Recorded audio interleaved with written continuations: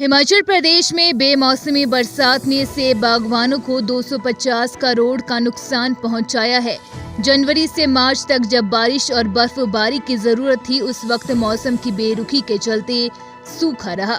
लेकिन अप्रैल और मई माह में सामान्य से ज्यादा बारिश, ओलावृष्टि व बर्फबारी ने सेब बागवानों की कमर तोड़ दी है।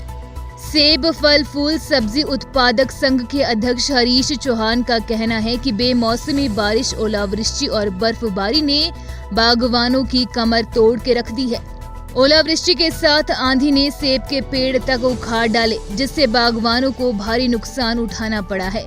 सरकार को बागवानों के नुकसान के भरपाई के लिए एक सेब संरक्षण कोष गठित करना चाहिए, ताकि उनको उचित समय पर मुआवजा मिल सके।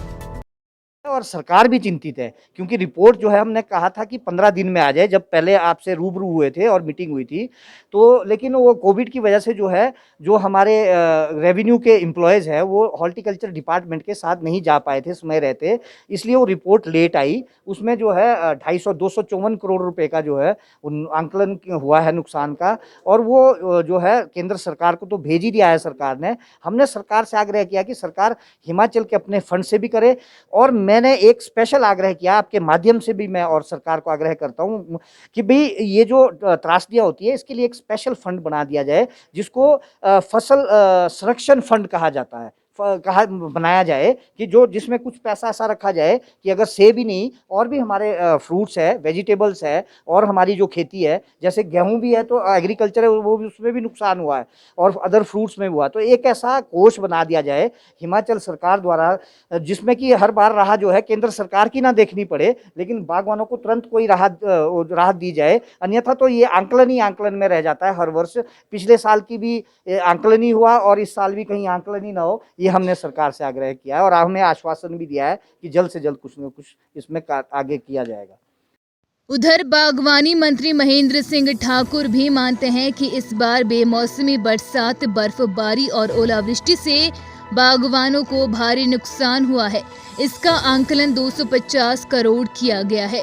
राज्य सरकार के पास इतना पैसा नहीं है कि वे इसकी भरपाई कर सके, इसलिए केंद्र को आंकलन भेजा जाएगा। में नुकसान हुआ है, उस व्यवस्था को देखते हुए ये जो बर्फबारी हुई है, हमने सोचा कि एंटी हेल नेट जो है हम पूरे प्रदेश में लगा देंगे। उससे जो फलदार पौधों को फसल में होने वाला नुकसान है वो रुक जाएगा। लेकिन इस बार एक नई चुनौती हमारे सामने आ गई कि बर्फबारी हो गई। ऊंचाई वाले क्षेत्र में जिनके बागीचे थे, वहाँ नेट तो ख़त्म हो गई, नेट के साथ साथ जो स्ट्रक्चर लगाया हुआ था वो भी ख़त्म हो गया।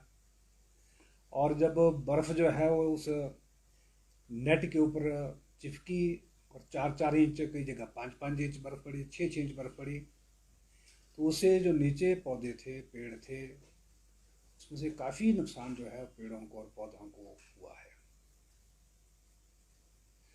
आज ही आईआईटी बॉम्बे से हमारे कुछ दोस्त जो हैं हम मिलने आए थे। उन्होंने एक विकल्प दिया है, वो एक रिसर्च कर रहे हैं, और उस रिसर्च को लेकर के वो हिमाचल प्रदेश में विशेष करके एंटी हेल गन,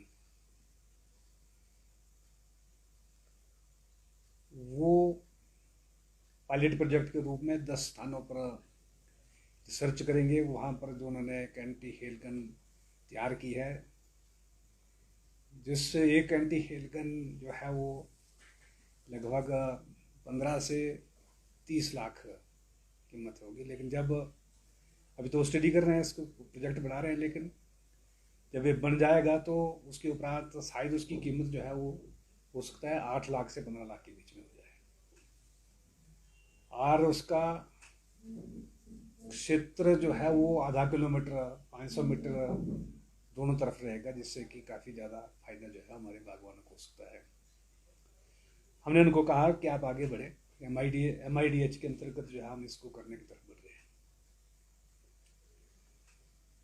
दूसरा, सेब के बारदाने को लेकर के, पेटियों को लेकर के है। उसमें भी हमने अधिकारियों को कहा है कि जिस प्रकार से पिछले वर्ष हमने ओपन टेंडर किए थे एचपीएमसी ने, और उसमें पेनलमेंट हुई थी कि पेटी इस रेट से ऊपर, ट्रे इस रेट से ऊपर कोई भी नहीं बेच सकता। इस बार कुछ बातें आई है ध्यान में कि डीजल के दाम बढ़े हैं, तो उस दृष्टि से भी हमने कहा कि नहीं, अगर डीजल के दाम बढ़े हैं तो इस बार पिछली बार फसल कम थी, जितना ज़्यादा प्रोडक्शन होगा उतना कम कीमत बढ़ती है, जितनी कम प्रोडक्शन होगी उतनी ज़्यादा उसकी कीमत बढ़ती है।